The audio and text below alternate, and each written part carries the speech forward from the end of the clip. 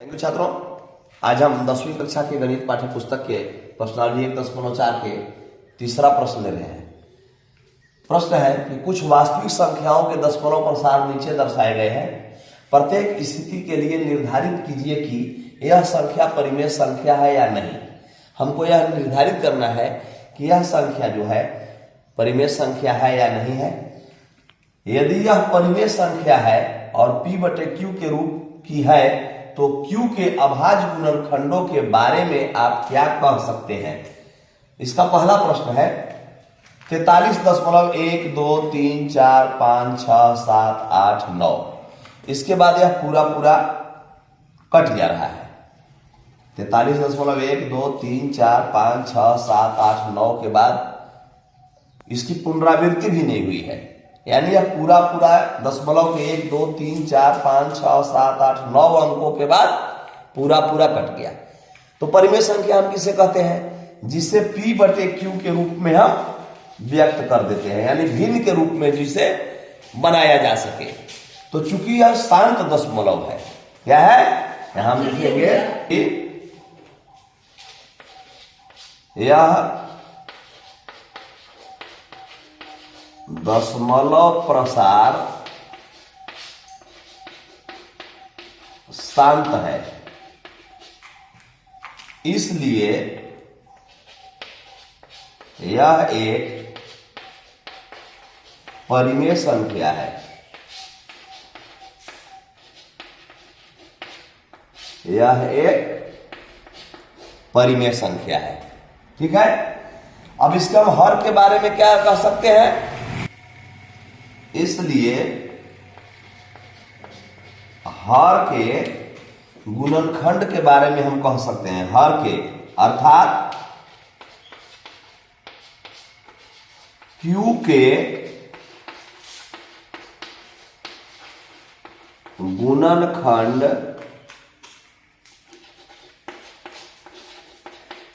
के बारे में हम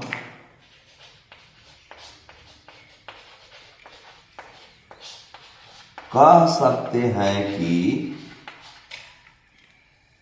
2 तथा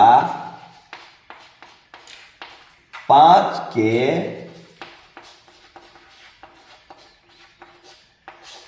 गुणज के रूप में Q है।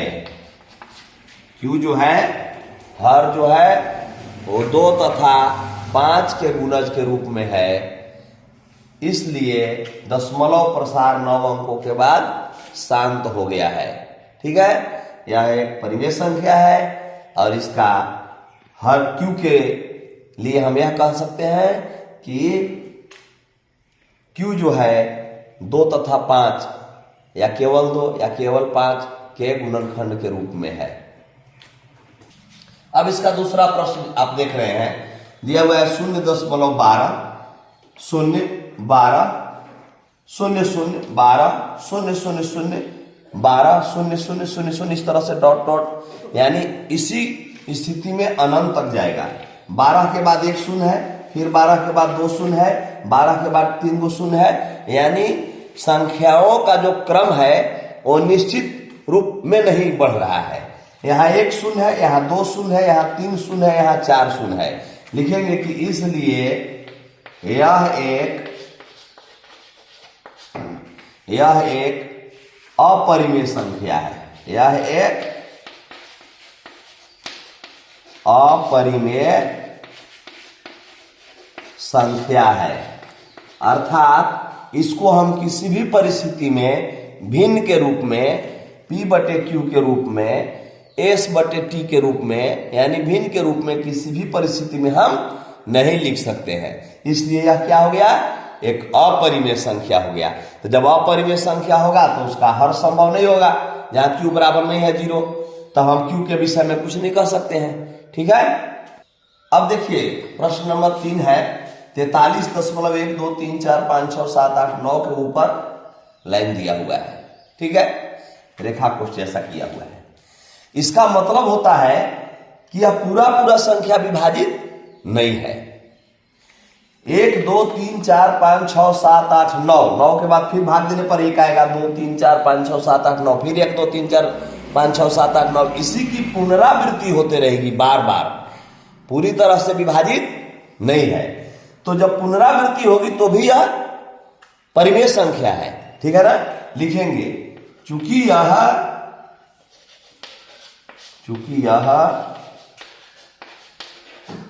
परिमेय संख्या है, लेकिन यह जो लाइन ऊपर दिया हुआ है यह बता रहा है कि इस 1 2 3 4 5 6 7 8 9 की बार बार पुनरावृत्ति हो रही है। तो पुनरावृत्ति हो रही है इसलिए Q के अभाज्य गुणनखंड, Q के अभाज्य गुणनखंड 2 तथा 5 के अतिरिक्त